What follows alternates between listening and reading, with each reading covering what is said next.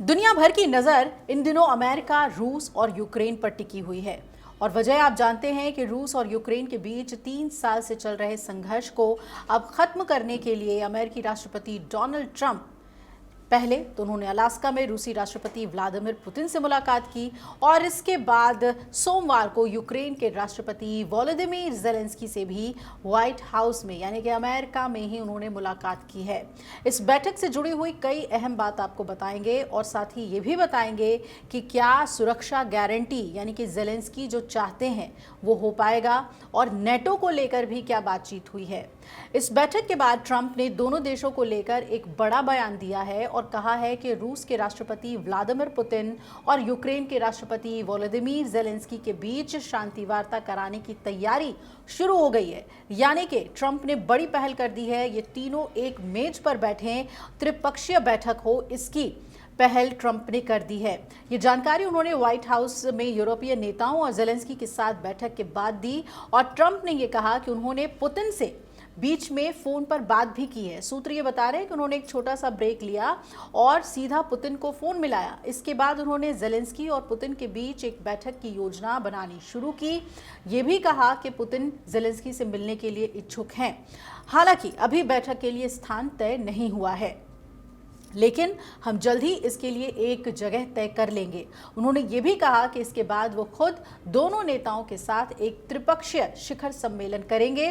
Trump ने अपनी social media site truth social पर लिखा कि रूस यूक्रेन में शांति की संभावना को लेकर सभी लोग काफ़ी उत्साहित हैं। वहीं मीडिया रिपोर्ट्स की अगर आप माने तो बातचीत से जुड़े एक सूत्र ने यह भी जानकारी दी है कि पुतिन ने भी ज़ेलेंस्की से मिलने की सहमति जताई है और इसके साथ ही ट्रंप ने इससे पहले कह दिया था कि इस संभावित शांति समझौते के तहत उन्होंने यूक्रेन को सुरक्षा गारंटी देने पर भी चर्चा की है, जिसमें यूरोपीय देश मुख्य भूमिका निभाएंगे और अमेरिका के साथ समन्वय करेंगे। हालांकि उन्होंने ये भी साफ किया कि रूस अब भी यूक्रेन को नेटो में शामिल करने के खिलाफ है, लेकिन पश्चिमी देश सुरक्षा गारंटी देने के लिए तैयार हो सकते हैं। और यही वजह है कि ज़ेलेंस्की भी आश्वस्त नजर आए। उन्होंने कहा कि सुरक्षा गारंटी पर चर्चा हुई है। वहीं इससे पहले ज़ेलेंस्की ने सोमवार को अमेरिकी राष्ट्रपति डोनाल्ड ट्रंप के साथ हुई बातचीत को अब तक की सबसे अच्छी और सकारात्मक बातचीत बताया। कहा कि इस बैठक में दोनों नेताओं के बीच यूक्रेन को दी जाने वाली सुरक्षा गारंटी को लेकर अहम चर्चा हुई है और हमारी राष्ट्रपति ट्रंप से बहुत अच्छी बातचीत हुई है। ये अब तक की सबसे बेहतरीन बातचीत थी। उन्होंने आगे ये भी कहा कि माफ़ कीजिए, शायद सबसे बेहतरीन बातचीत भविष्य में भी हो। अब खास बात यह है कि इस बैठक से ठीक पहले ट्रंप ने सोशल मीडिया पर लिखा कि ज़ेलेंस्की युद्ध तुरंत खत्म कर सकते हैं अगर वो समझौते के लिए तैयार हों। ट्रंप ने ये साफ संकेत दिए कि यूक्रेन क्रीमिया को वापस नहीं पा सकता है और ना ही नेटो में शामिल हो सकता है।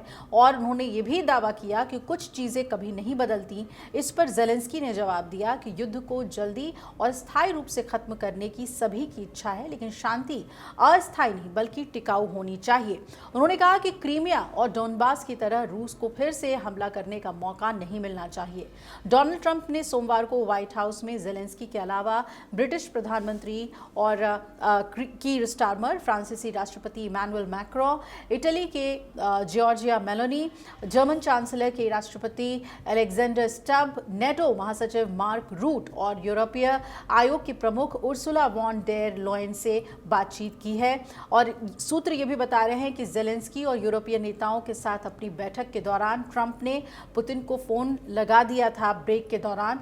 तो अब ये देखना है कि तीनों मिलते कहाँ हैं और ज़ेलेंस्की इस बार जिस तरीके से ट्रंप से मिले और ट्रंप जिस तरीके से ज़ेलेंस्की से मिले, वो आपको याद होगा कि पिछले बार की इनकी ये मुलाकात कितनी नाटकीय थी और कितनी अग्रेसिव थी। लेकिन इस बार की बैठक ये कहा जा रहा है कि बहुत आराम से हुई है।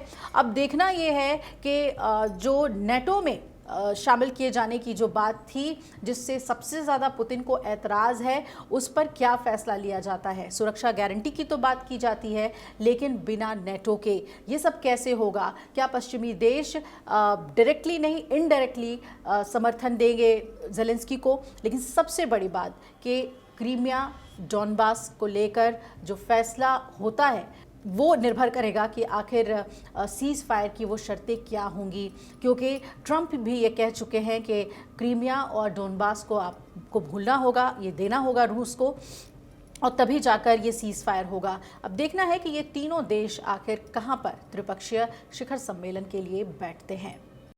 अगर आप ये वीडियो YouTube पर देख रहे हैं तो हमारे चैनल को सब्सक्राइब कर बेल आइकन दबाएं और Facebook पर देख रहे हैं तो हमारे पेज को लाइक करें।